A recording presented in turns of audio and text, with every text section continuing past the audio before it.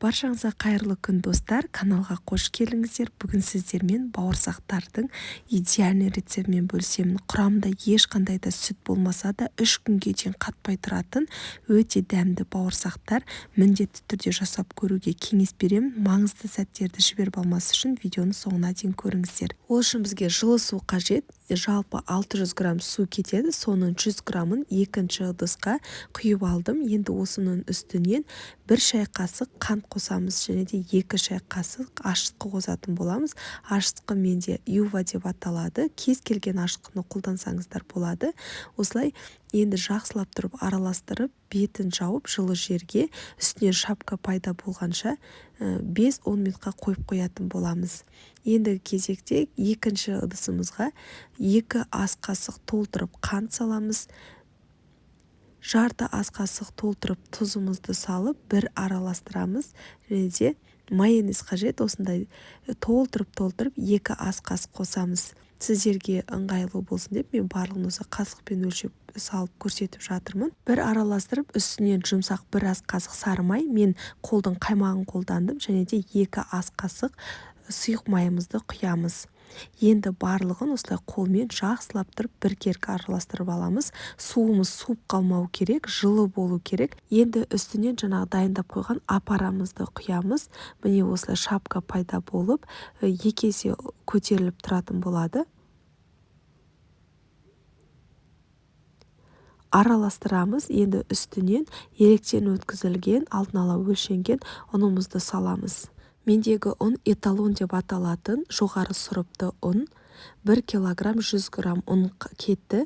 Енді сіздердің ұндарыңыздың тығыздығына байланысты 50 грамм ұн ары-бері ойнауы мүмкін. Осылай көріп аласыздар. Сіздерге өте түсінікті болсын деп көрсетіп жатырмын барлығын. Осылай қолдарыңызбен жақсылап тұрып, басып қамыр елеп аламыз. Жалпы қамыр осылай қолды жақсы көреді. Иін қандырып, әдемілеп, ұзағынан жаңағы елеңіздер. Сол кезде әдемі қамыр пайда болатын болады сіздерде. Қатты бұлжырап кетпеген, қатты емес, осындай орташа жұмсақтықтағы қамыр болады. Міне қараңыздар, өздеріңіз қараңыздар, ыдысымызға қамыр жабыспайды.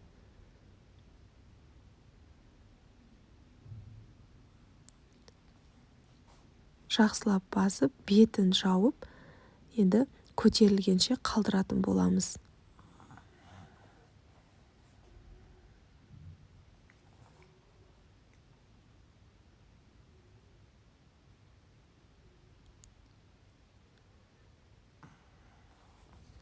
Бетін жауып, үстінен жылы орамалмен немесе жылы нәрсемен, кез келген нәрсемен жауып қойып қоясыздар көтерілгенше. Шамамен 1-1,5 сағаттың ішінде көтеріліп шығады.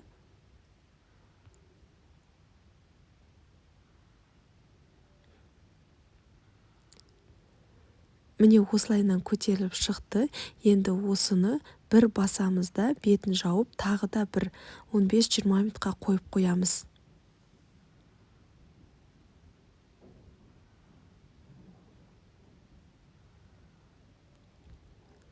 15-20 минут уақыт өткеннен кейін қамырымызбен жұмысымызды бастаймыз. Міне осылай сәл тағы да көтеріліп тұратын болады.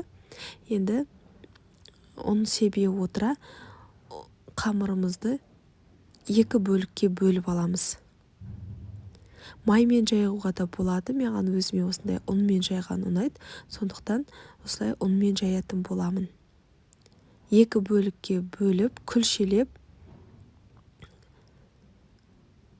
қамырымызды жаямыз.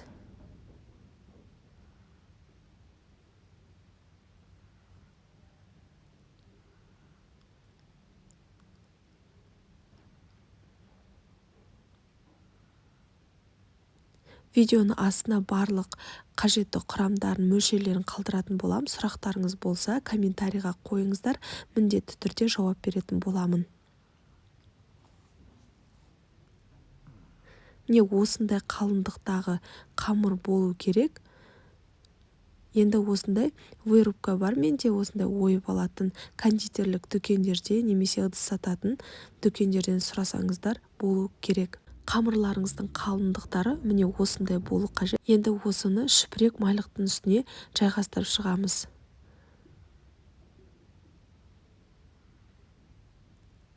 Екінші қамырымызды да дәл солай ойып шығатын боламыз. Қалған қамырларды төрт бұрышты қылып кесіп алуға болады.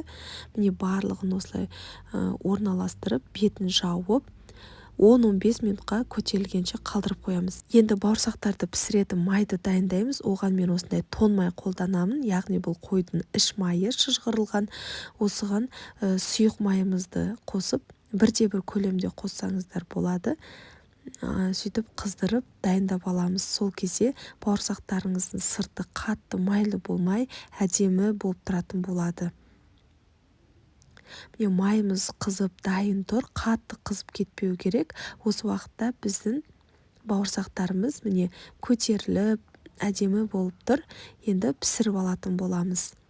Майды қыздырғаннан кейін астын орташаға басып қоясыздар. Орташа отта бауырсақтарымызды осылай екі бетіне аудара отыра пісіріп алатын боламыз.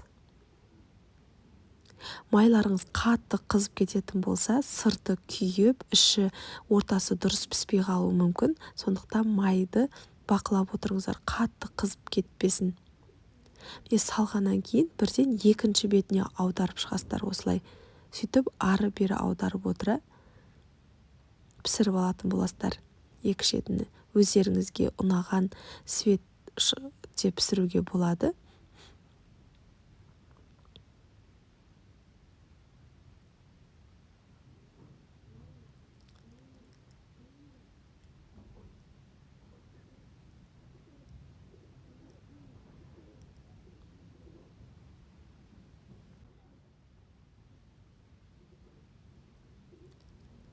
Енді осында кепсердің көмегімен сүзіп алатын боламыз.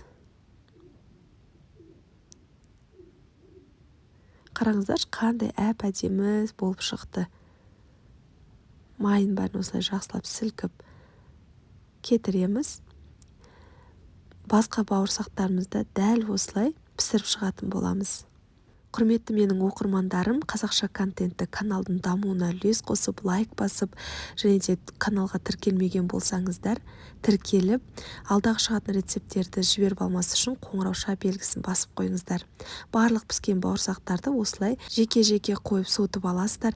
Енді достар, қараңыздаршы, видеодан-ақ көрініп тұрған шығар қандай керемет болып шыққаны. Дәмін енді айта алмаймын. Осы рецептпен жасасаңыздар, үнемі жасап тұратын боласыздар. Сіздермен болған Ақбота, назарларыңызға көп-көп рахмет.